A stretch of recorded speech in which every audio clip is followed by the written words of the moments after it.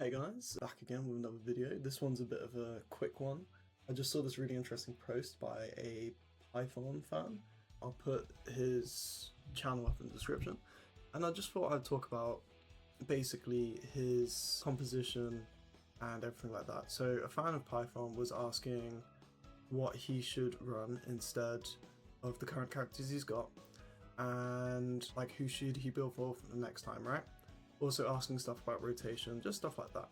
So I thought I'd just show what I've replied to him with in the comment section and like my rationale behind that, just because that might help you. So first off, let's start with this. So this is the team at the minute, which he is running.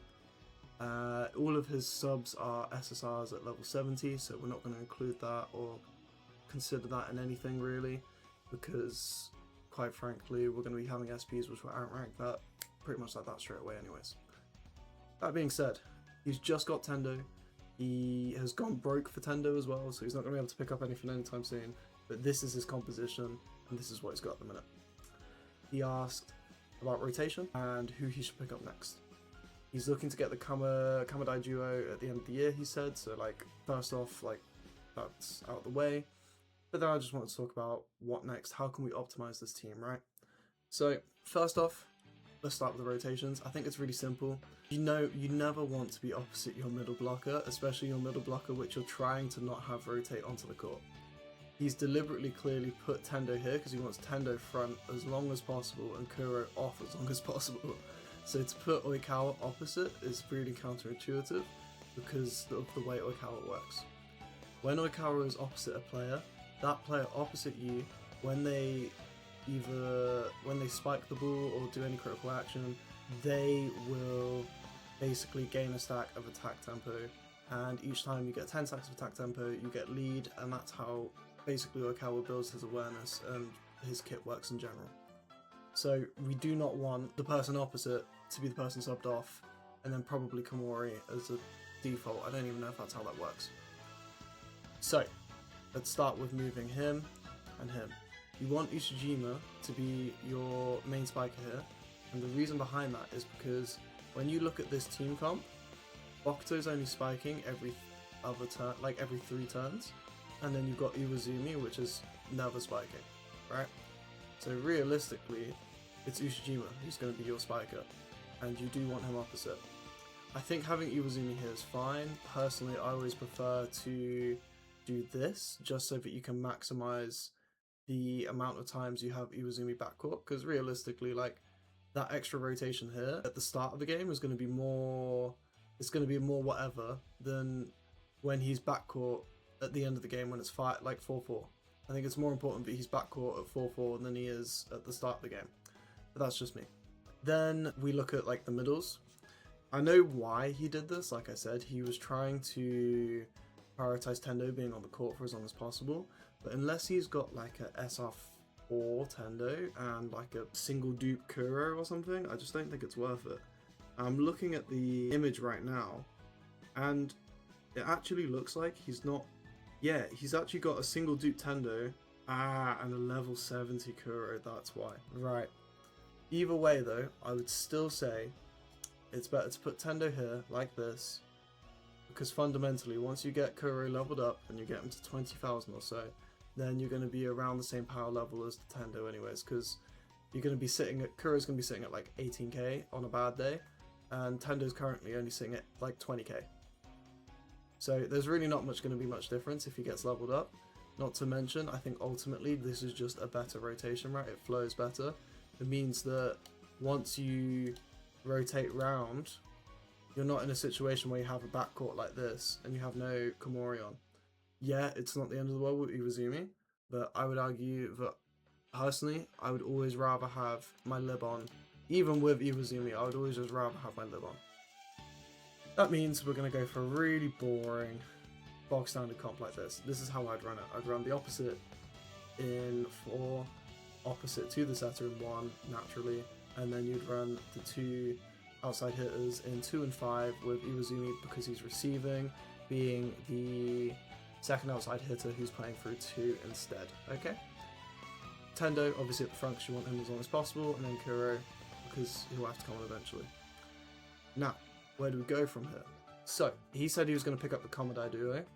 So, that is these two right here. Straight away, this automatically makes the team so much better, right? Like, you put in Hiragami instead, and then you put in, I would say personally, Hoshiyumi if you can get dupes. If not, then I think he's got an SR2 Bokuto, so I'd keep him Bokuto. And then that's an amazing comp right there, right? But then, he's asking, who do I pick up next? And I think that's a really good question, right? It's like thinking about who to get after this, once you've got this core kind of going.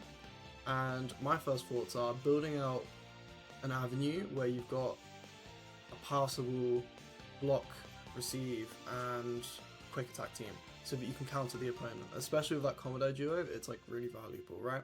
The only issue is that fundamentally, he's got quite a limited set of players, but because he's got the Commodore duo, we can actually work around it. So my recommendation for this, so that he can get the maximum coverage with as little as humanly possible, is actually with SP, Kenma, and Liev, right? These are some of the two strongest units which are going to be coming out in the days to come, right? In my previous video, I've actually ranked them very high, and you guys can go check that out if you want. But these two unlock a lot of possibilities for this team, and the reason behind that is because you basically finish the rest of the teams if you want to. So, say you want to run a quick team. All you do is, we swap out, we get these two, we get these, we get these, we get him, and then there we go. That's your quick team. That is also going to be your block team.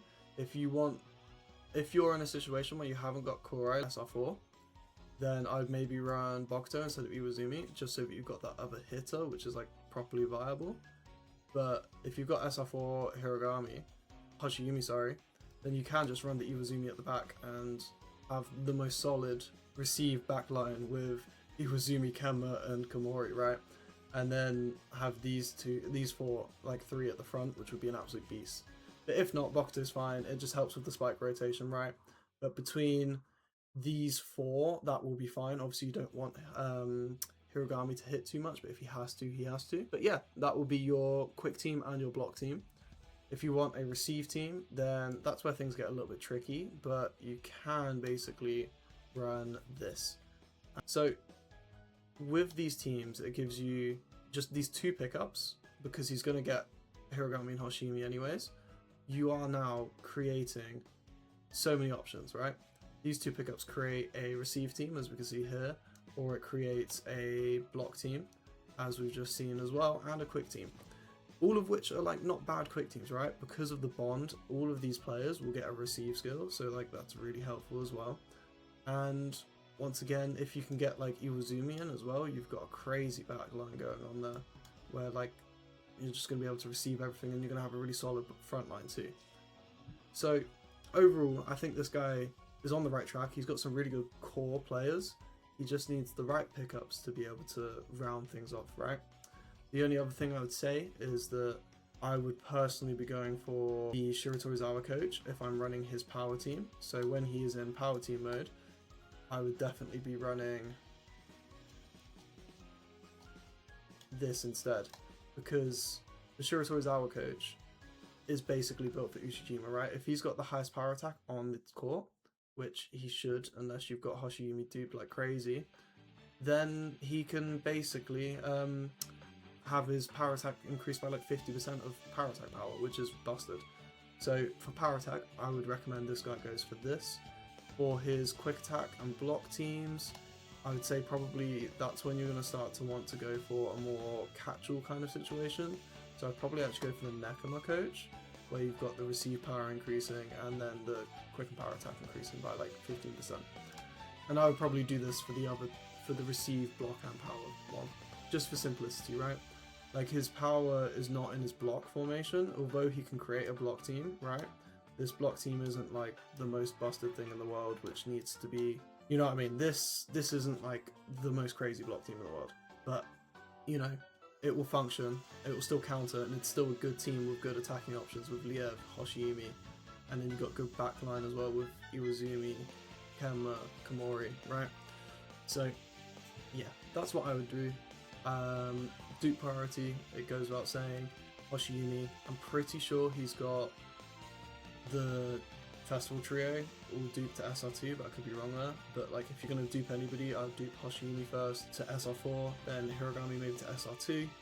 After that, it's whoever you're using the most. You know, I would probably say instinctively Liev is what I would say off the top of my head, because you could even run Oikawa in this block team if you really wanted to.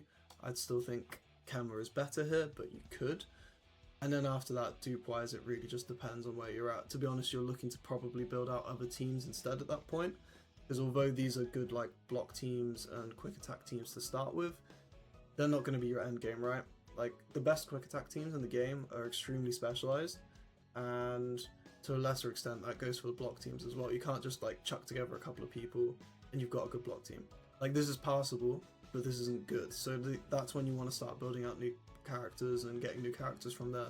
Once you've got Hoshiyumi and Hiragami duped up a little bit, is what I would say personally. But yeah, if you guys have any teams which you want me to review and look at, let me know what you think. I love team building, but literally sometimes only 2 pickups can be all the difference to completely make your team extremely versatile. So always be on the lookout for something like that, right?